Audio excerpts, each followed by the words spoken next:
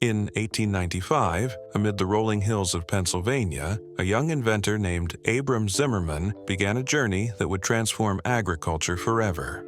Born to a modest farming family, Abram had no fortune or connections, only curiosity, ambition, and a simple barn as his workshop. Amid sawdust, clanging metal, and the occasional fire, he envisioned machines that could save farmers time, labor, and money, challenging the industrial giants of the cities. His early experiments were chaotic and dangerous, earning ridicule from neighbors and rivals alike, yet Abram refused to surrender. This is the story of how a barn-born dream, fueled by persistence, ingenuity, and a willingness to face setbacks, evolved into New Holland, a global agricultural machinery empire that reshaped farming worldwide.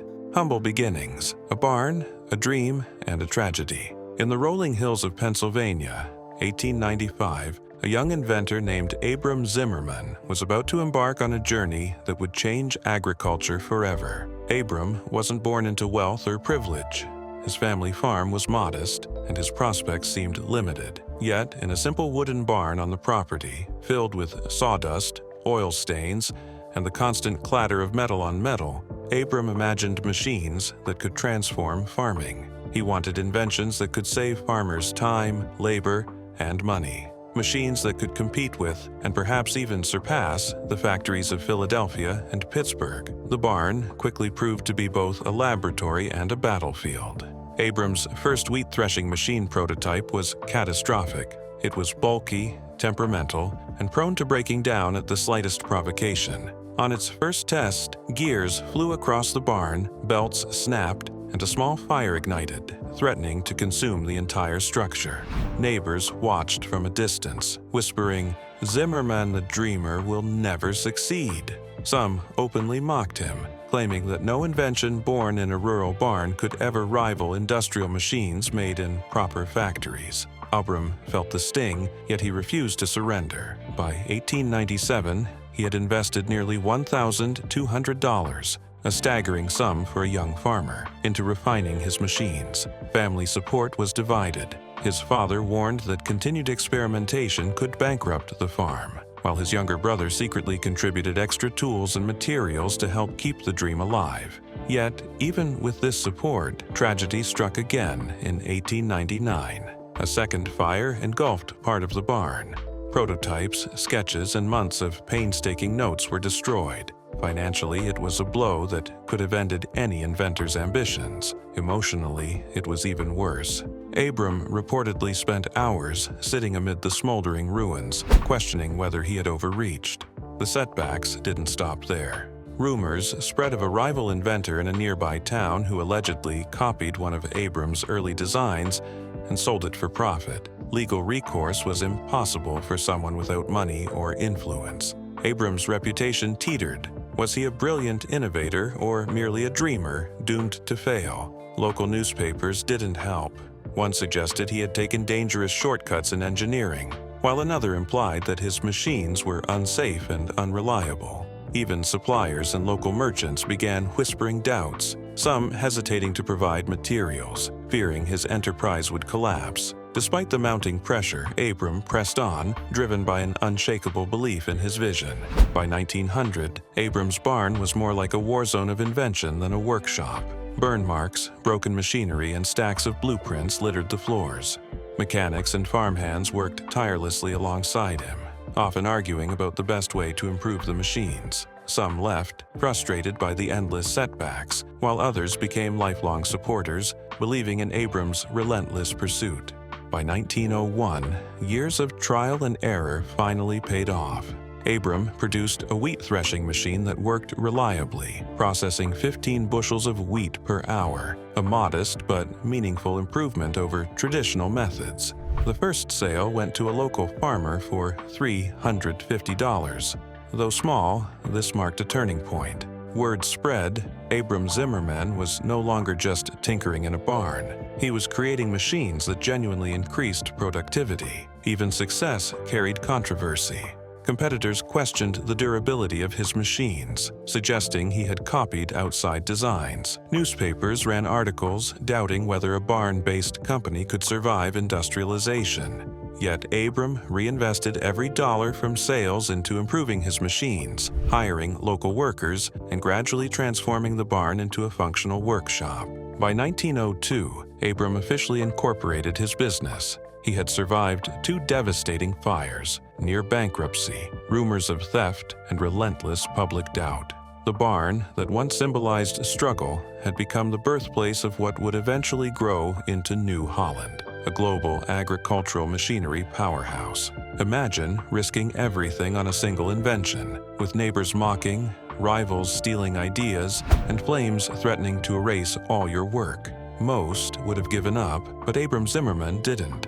His persistence, even amid tragedy, scandal, and near-constant scrutiny, laid the foundation for a global empire. He wasn't just building machines. He was defying the odds, challenging skeptics, and proving that true innovation can rise from the humblest beginnings. First innovations, first controversies. By the early 1900s, Abram Zimmermann's barn-based workshop had transformed from a scene of chaos into a hub of real innovation. Yet innovation, as he was about to discover, came with its own set of challenges: technical, financial, and legal. After the success of his first reliable wheat threshing machine in 1901, Abram was hungry for bigger breakthroughs. He wanted machines that could do more, faster, and better. His goal was simple: make farming not only more efficient but nearly unrecognizable compared to traditional methods. In 1903, Abram unveiled his next invention: a multi-purpose tractor capable of plowing, harvesting, and hauling. The prototype was a marvel of ingenuity, a compact powerhouse built from salvaged gears, steel plates, and whatever parts he could scavenge. When the first test run began, neighbors and investors gathered to watch. The machine moved, it plowed a field, and for a brief moment, Abram felt vindicated. But disaster wasn't far behind. On its second test, a hydraulic failure caused the tractor to skid out of control, demolishing a fence, knocking over a small shed, and injuring one of Abram's assistants. Newspapers had a field day. Headlines screamed, "Local inventor's tractor turns into menace," and "Barn-based machines too dangerous for real farms." The public debate was harsh. Some hailed Abram as a genius, willing to push boundaries, while others questioned whether a man tinkering in a barn could ever produce safe, reliable machinery. Meanwhile, competitors began circling like sharks. A well-established manufacturer in nearby Lancaster accused Abram of patent infringement, claiming his multi-purpose tractor design was too similar to one of their prototypes. Legal battles loomed, but Abram had no funds for prolonged litigation. It was a David versus Goliath fight, with the young inventor facing wealthy industrialists and their lawyers. Rumors spread that some suppliers were being pressured to stop doing business with him. The whispers of sabotage from rivals, a theme already familiar from his early days, were back, and potentially more dangerous. Despite the setbacks, Abram's determination never wavered. He poured every dollar he could spare into refining the tractor, hiring skilled mechanics, and testing hundreds of variations. By 1904, he had developed a more reliable model, capable of plowing 2 acres per hour and hauling double the load of his first machine. Early buyers were cautious, but word spread quickly. Abram Zimmermann's machines weren't just barn experiments anymore. They could handle real farm work. Innovation, however, came with human costs. Employees grew frustrated with the long hours and constant redesigns. One mechanic reportedly stormed out, calling Abram's methods reckless and obsessive. On another occasion, a prototype exploded during testing, sending a cloud of smoke across the countryside. Fortunately, no one was seriously hurt, but neighbors began to murmur again, calling the barn a hazard zone and questioning whether Abram's obsession with invention was endangering everyone around him. Amid these internal and external pressures, Abram also faced the first serious financial scandal of his career. A local investor, impressed by early prototypes, had lent him $2,000 with the understanding that a stake in the company would be granted once the tractor proved successful. When the prototype failed spectacularly during its initial demonstrations, the investor threatened legal action, claiming Abram had misrepresented the machine's capabilities. The lawsuit was quietly settled, but it left a stain on Abram's reputation and forced him to be far more cautious about whom he trusted with capital. By 1905, Abram's innovations were finally beginning to bear fruit. Sales of his multi-purpose tractor picked up, and his reputation as a daring, albeit controversial inventor, spread beyond Pennsylvania. Yet controversies lingered. Rivals still whispered about copied designs. Newspapers continued to question the safety of barn-built machines, and financial pressures never fully disappeared. Abram had proven that his mind could create remarkable machines, but the path forward would demand not only ingenuity, but courage, resilience, and an uncanny ability to navigate human greed and envy.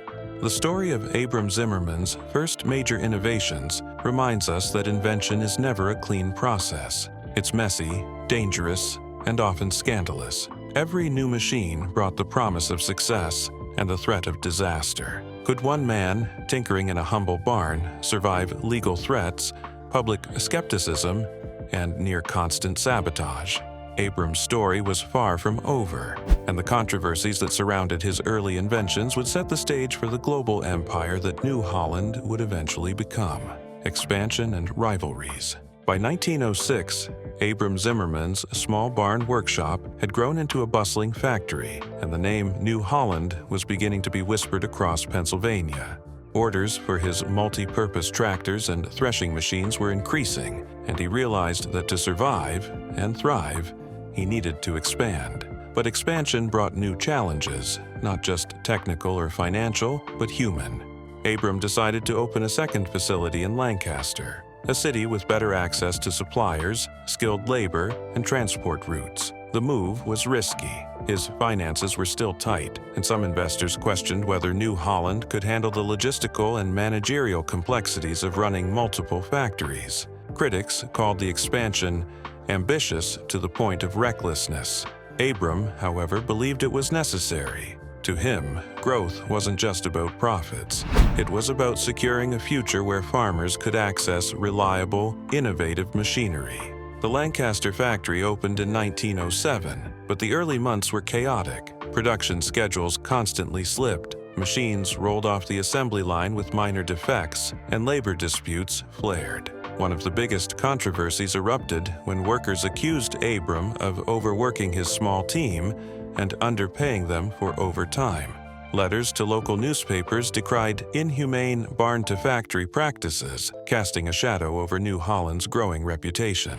Abram responded personally, meeting with employees, adjusting schedules, and promising profit-sharing for loyal staff. But whispers of discontent persisted. Some even speculated that a union could form, though, at the time, organized labor in machinery factories was still in its infancy. Meanwhile, rival manufacturers took notice. A competitor in York County, who had long viewed Abram as a provincial upstart, began aggressively marketing their own tractors as safer, more reliable, and factory-tested rumors circulated that this rival had tried to poach Abram's engineers, offering double salaries to lure them away. At least one senior mechanic accepted, leaving the factory mid-project. Abram reportedly confronted the engineer publicly, demanding loyalty and accusing him of betrayal. The incident made headlines, fueling the narrative of a cutthroat industrial rivalry and cementing Abram's image as a stubborn, relentless leader. Yet, not all challenges were external. Within his own family, tensions grew. Abram's younger brother, who had helped from the early days, felt increasingly sidelined by new management hires. Their relationship, once a cornerstone of the business, became strained, with some arguing privately that family loyalty was being sacrificed for industrial efficiency. At social gatherings, neighbors and local press speculated openly about a family feud brewing within New Holland, turning private disputes into public fodder. Abram himself admitted in a rare interview that balancing family and business was like trying to plow a field with one horse tied to two directions at once. Financial pressures added another layer of complexity. The Lancaster factory's setup costs had nearly exhausted Abram's personal savings. Banks were hesitant to lend more, fearing that his barn-to-factory trajectory was too risky. At one point, Abram reportedly considered selling a stake of the company to an external investor, a move that could have diluted his control but injected desperately needed capital. Negotiations dragged on for months, and rumors swirled that a rival was ready to swoop in and acquire the company entirely if Abram faltered. The tension was palpable. One wrong decision could spell disaster. Despite these internal and external pressures, expansion had undeniable victories. By 1908, New Holland was shipping machines to multiple counties, and the Lancaster factory was turning out tractors and threshers at a scale Abram had only dreamed of in his barn. Farmers who had initially doubted the machine's reliability were now sending letters of praise, and the press, while critical at times, could not ignore the growing impact of Abram's inventions on American agriculture. Abram even received his first letter from a customer in Ohio praising the machine's durability, a rare victory that brought a quiet smile to his face amid the chaos. This period of growth, however, left no room for complacency.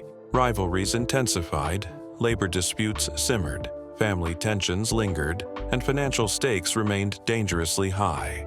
Expansion was not just about buildings and machines, it was a test of Abram Zimmermann's resilience, leadership, and vision. Could he navigate the treacherous waters of industrial competition, internal dissent, and public scrutiny? The stage was set for New Holland to either rise to unprecedented heights or crumble under the weight of ambition, scandal, and rivalry. Scandals, lawsuits, and betrayal. By 1910, New Holland had grown beyond Abram Zimmermann's wildest expectations, but success brought a new, far more dangerous challenge: scandal. With the company now shipping machines to multiple states, competitors, disgruntled employees, and opportunists all seemed eager to exploit any weakness. Abram quickly learned that building a global empire wasn't just about machines. It was about navigating a minefield of legal and personal battles. The first major scandal erupted in early 1911. A former engineer, who had been dismissed after repeatedly clashing with Abram over design modifications, accused New Holland of patent infringement. He claimed that Abram's latest multi-purpose tractor copied a design he had submitted years earlier. Newspapers ran sensational headlines: "Zimmermann the Innovator" or "The Copycat." The lawsuit threatened to halt production, drain finances, and tarnish the company's reputation. Abram fought fiercely, hiring legal counsel despite the enormous cost. Court documents suggest he spent nearly $6,000 defending the company, a massive sum in 1911. Meanwhile, whispers of corruption began circulating within the industry. Some alleged that Abram had paid local officials in Lancaster to expedite permits and inspections for his factory. While no proof was ever found, the rumors persisted. Competitors used the accusations to their advantage, painting New Holland as a company willing to bend the rules to dominate the market. For Abram, it was infuriating. He had always prided himself on honesty and hard work, yet public perception was beginning to shift. Complicating matters further, Abram faced betrayal closer to home. His younger brother, long a trusted ally in the company, was caught secretly negotiating with a rival firm. According to insiders, he was offered a lucrative management position and a share of profits in exchange for sensitive production information. When Abram confronted him, their argument turned violent in the factory office, witnessed by a handful of loyal employees. Family trust had been shattered, and the feud became a public spectacle.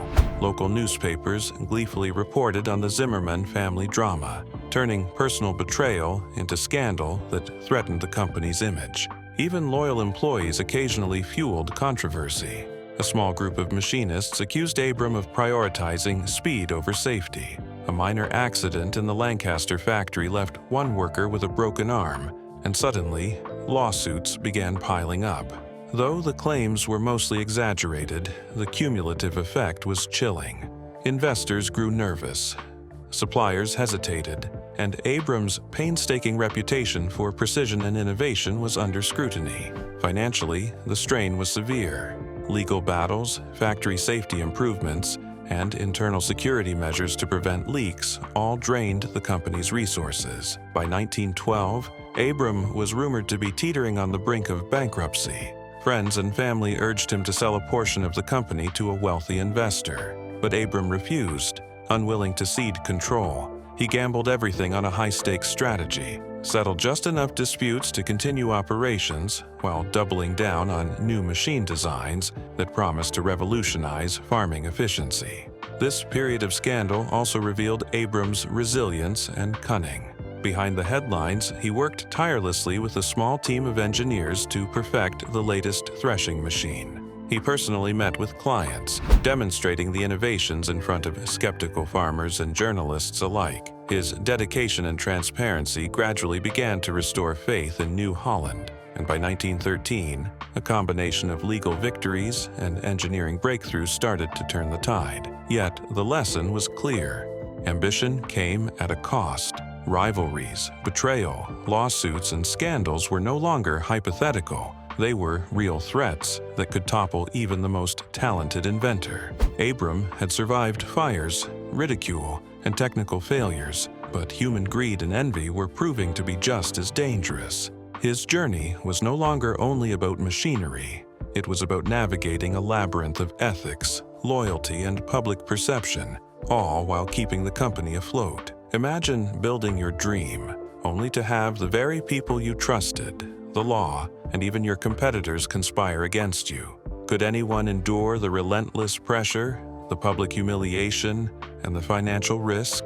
Abram Zimmermann did, and in facing these betrayals head-on, he not only preserved New Holland, but laid the groundwork for the company's emergence as an unstoppable force in agricultural machinery. A lesson in endurance, cunning, and vision that would echo for decades. The global leap, triumphs amid turmoil. By 1915, New Holland had survived fires, family betrayals, lawsuits, and labor disputes. But the world was changing faster than anyone had anticipated. The industrialization of agriculture was accelerating, and farmers across the United States were demanding more powerful, reliable machines. Abram Zimmermann realized that if New Holland was to survive and dominate, he could no longer think locally. The company needed a global presence, but taking a barn-born enterprise to the world stage was easier said than done. Abram's first attempt at international expansion came with an audacious plan, exporting machines to Canada, then venturing into South America and Europe. The logistics were nightmarish.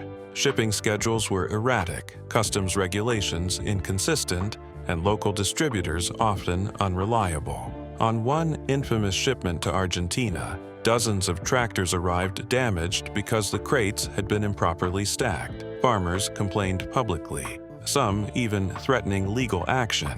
Competitors pounced on the mistakes, painting New Holland as inexperienced and reckless. Abram reportedly spent weeks personally supervising repairs in Buenos Aires, his temper flaring as translators struggled to convey the urgency of the situation. Despite these setbacks, the expansion also brought undeniable victories. By 1916, New Holland machines were in use across 3 continents. Agricultural fairs in Paris and Buenos Aires featured the company's innovative tractors and threshers, drawing attention from governments and wealthy landowners. Orders began pouring in, and for the first time, the company's revenue exceeded $250,000 annually, a staggering sum compared to the barn days just 2 decades earlier. Yet, success did not erase turmoil.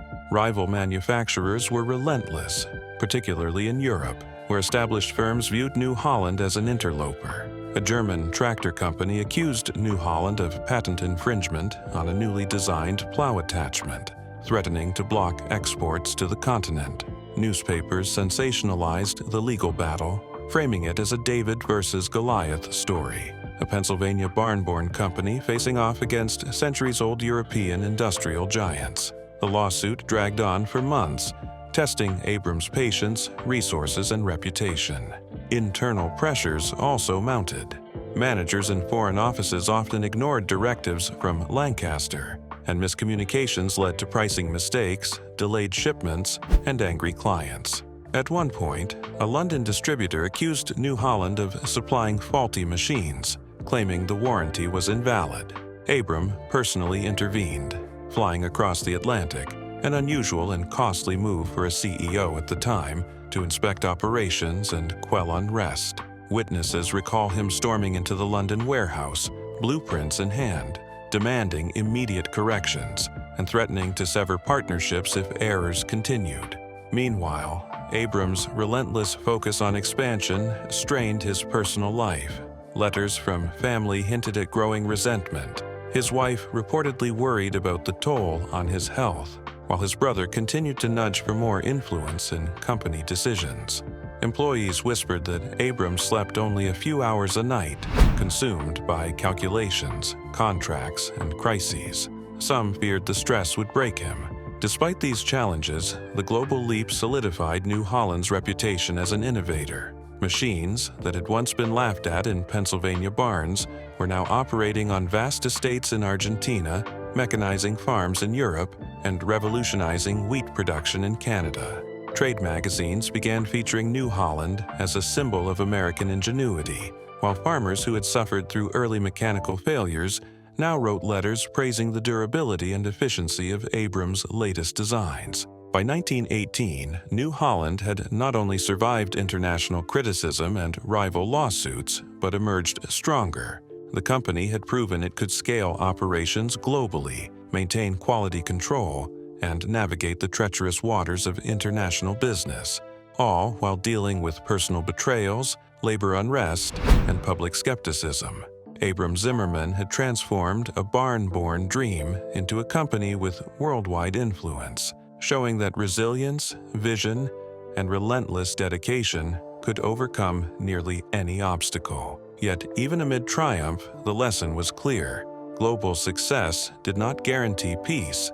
Rivals, rumors, and lawsuits continued to lurk around every corner, and the pressures of expansion would test the next generation of New Holland leaders. Abram's journey was far from over, but for now, he had accomplished the unthinkable. A Pennsylvania farmer had launched a global empire, proving that ambition, ingenuity, and an iron will could rewrite the rules of industry. Modernization, mergers, and boardroom battles. By the mid-1920s, New Holland had proven itself as a global agricultural powerhouse, but Abram Zimmermann knew resting on past triumphs was a luxury he could not afford. The world was modernizing at a breakneck pace. Gasoline engines were replacing steam, assembly lines were redefining production, and competitors were adapting faster than ever. Abram faced a stark reality. If New Holland didn't modernize its factories, streamline production, and innovate continuously, it risked falling behind. The first major push came in 1924, when Abram commissioned the installation of state-of-the-art assembly lines in the Lancaster factory. But modernization was neither smooth nor cheap. Workers resisted the changes, fearing job losses and longer hours. Protests erupted. A handful of machinists even sabotaged the assembly line, loosening bolts and misaligning gears to slow production. Newspapers reported the incidents under headlines like "Barn-born Empire Faces Worker Revolt." Abram responded publicly, calling for loyalty, but also introducing profit-sharing incentives to appease dissenters. Some applauded his approach, but whispers of ongoing labor unrest continued for years. Meanwhile, boardroom tensions intensified. The company had grown far beyond the small, tightly knit team of Abram's early days. Investors, lured by New Holland's international success, now demanded more influence over decisions. Meetings devolved into heated arguments. One particularly infamous session in 1925 saw Abram spar with two major investors over the acquisition of a smaller competitor in Ohio. The investors accused him of reckless spending, while Abram accused them of short-term thinking. Tempers flared. Records show that one director stormed out, calling Abram a stubborn dreamer who's lost touch with reality. Amid these battles, New Holland pursued strategic mergers to consolidate its position. In 1926, Abram orchestrated the merger with a Midwest-based plow manufacturer, a move that doubled the company's output but introduced a host of new challenges. The merger brought conflicting corporate cultures, redundant staff, and lawsuits over intellectual property.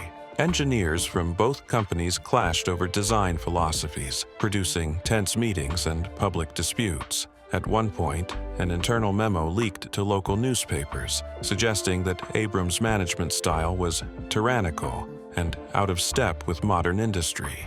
The coverage embarrassed him, but also fueled his determination to prove critics wrong. Technological innovation became another battleground. Competitors were experimenting with diesel engines, while New Holland still relied heavily on gasoline tractors. Abram had to decide whether to risk massive investment in untested technology or stick with proven but aging machines. The decision wasn't just financial. It could make or break the company's reputation. In 1928, after months of secret testing and tense boardroom debates, New Holland unveiled its first diesel-powered tractor. Critics initially scoffed, calling it unreliable and over-engineered, but early adopters in Europe praised its efficiency and power. The gamble paid off, bolstering Abram's image as a visionary who thrived amid controversy. Family dynamics remained a source of tension. Abram's younger brother, once a loyal ally, had grown embittered over the years, feeling sidelined in the company he helped build. Letters surfaced suggesting he was considering selling his stake to a rival, a betrayal that could have handed competitors a foothold in New Holland's operations. Abram confronted him privately, and after weeks of negotiation, managed to retain family control. But the incident left a permanent scar on their relationship. By 1930, New Holland had emerged from this turbulent decade stronger and more modernized than ever. The company had expanded globally, merged with competitors, introduced revolutionary diesel tractors, and survived boardroom battles and family betrayals. Yet the scars of labor unrest, legal disputes, and internal conflict remained. Abram had proven that a barn-born dream could survive industrial transformation, but the empire he built was now as complex and perilous as the world around it. Modernization, mergers, and boardroom battles had reshaped New Holland. Machines that once rolled out of a simple Pennsylvania barn now bore the weight of global expectations, investor scrutiny, and relentless competition. Abram Zimmermann had not only survived, but had engineered a company capable of weathering scandal, sabotage, and dissent. The question now lingered: could New Holland continue to innovate and lead, or had the human and financial costs of growth set the stage for future crises? New Holland today: legacy and lessons from the past. By the 1950s, New Holland had become a global agricultural titan, but the company's rise had never been smooth, and even at its peak, challenges persisted. Abram Zimmermann had long passed the reins to a new generation of leaders, yet the culture he instilled, bold innovation, relentless persistence, and occasional stubborn feuds, remained embedded in the company's DNA. Modernization accelerated, assembly lines became faster, tractors more powerful, and machinery more specialized. But growth brought new controversies, boardroom battles, and unexpected crises that tested even the most seasoned executives. One of the first major post-Abram challenges arose in the early 1960s when New Holland sought to expand into European markets. The move was ambitious, but drew fierce scrutiny from local competitors who accused the company of patent infringement. Lawsuits erupted in Germany, France, and Italy, alleging that New Holland's machinery violated decades of European engineering. Newspapers ran sensational headlines: "American Giant Faces Intellectual Property Storm," and "Zimmermann's Legacy in Legal Peril." The legal battles dragged on for years, forcing executives to juggle litigation costs with the demands of global expansion. Rumors circulated that a single unfavorable ruling could cost the company millions and delay entry into some of the continent's most lucrative agricultural markets. Meanwhile, internal tensions simmered stateside.